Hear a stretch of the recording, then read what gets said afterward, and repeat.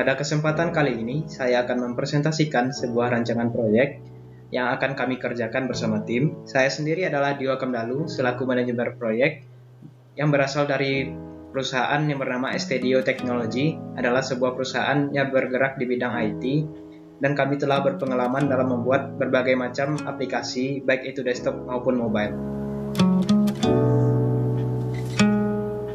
Tujuan dari proyek ini, tujuannya yaitu untuk membuat sebuah aplikasi AR yang ditujukan kepada sebuah restoran. Restoran tersebut bernama Suka-Suka Restoran, merupakan sebuah restoran yang bergerak di bidang penyedia makanan fast food, baik makanan maupun minuman.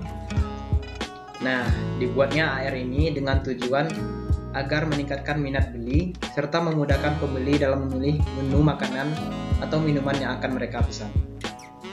Jadi fitur apa sajakah yang ada pada aplikasi ini? Yang pertama yaitu adalah list menu. List menu sendiri merupakan menu yang menampilkan semua jenis makanan atau minuman yang disediakan oleh Suka-Suka Restoran.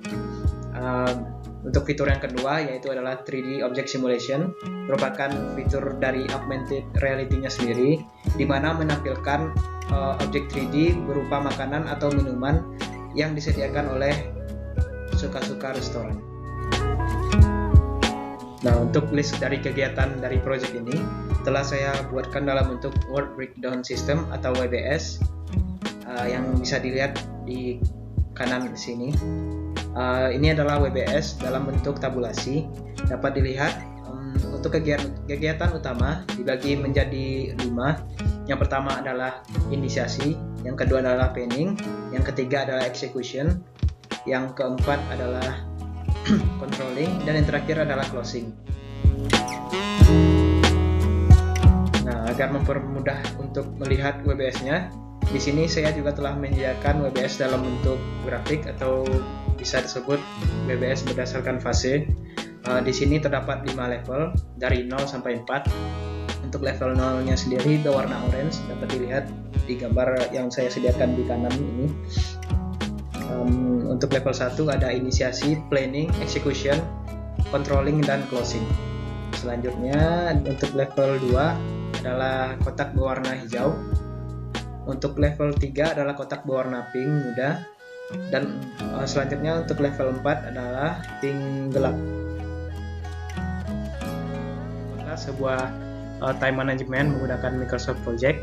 Untuk estimasi waktunya, pengerjaan proyek ini membutuhkan waktu 36 hari dari tanggal 2 bulan Maret tahun 2020 hingga bulan April tanggal 20 2020. Untuk detailnya dapat dilihat pada tabel berikut. Serta dapat di-generate sebuah Gantt chart untuk menampilkan schedule dari proyeknya nanti. Nah, selanjutnya ada cost management. Untuk estimasi biaya untuk proyek kali ini yaitu sekitar 56 juta rupiah. Untuk detailnya dapat dilihat pada tabel berikut. Nah, selanjutnya ada risk management. Rata-rata risiko dari proyek ini hanyalah level medium atau low. Untuk yang high-nya sendiri hanya pada project appointment, yaitu project manager tidak kompeten. Emoticon berwarna merah merupakan risk dengan level high, hijau low, dan kuning medium. Nah, untuk quality manajemennya sendiri, di sini saya menerapkan standar dari ISO 9126, di mana terdapat beberapa fungsi atau fitur utama yang harus layak agar bisa menjadi standar. Yang pertama berdasarkan functionality-nya, yang kedua yaitu reliability-nya, yang ketiga yaitu usability-nya, yang keempat yaitu efisiensinya, yang kelima yaitu maintainability-nya, dan yang terakhir adalah portability-nya. Selanjutnya yaitu berkaitan dengan stakeholder management dan communication management. Untuk semua orang yang terlibat dalam proyek dapat dilihat pada gambar di sebelah kanan ini. Yang pertama tentunya adalah saya sendiri selaku project manager. Yang kedua adalah pihak sponsor yang diwakili oleh Bapak Irwan Effendi, yaitu selaku owner dari restoran Suka-Suka. Selanjutnya yaitu para supervisor dari STDO Technology, yang mana supervisor ini dibagi menjadi 3D Modeling Supervisor, Programming Supervisor, UI UX, System Analyst, dan Tester.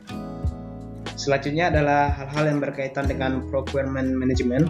Di sini saya membutuhkan beberapa item atau hardware maupun software. Di antaranya adalah PC, Unity adalah software, Blender juga merupakan software, ada Photoshop dan Microsoft Office.